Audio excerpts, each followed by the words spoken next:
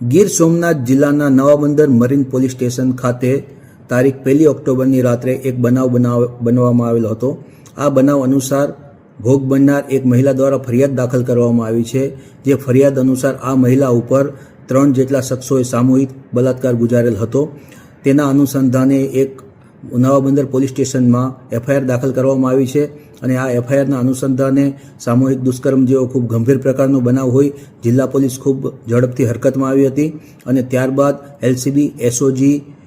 Navabandar police સ્ટેશનની team અને Una police સ્ટેશનની ટીમો પણ બધી કામે લાગેલી હતી। જે દરમિયાન એક બાતમી મળી હતી કે આ દુષ્કર્મ કરનાર આરોપીઓ દૂર દરિયામાં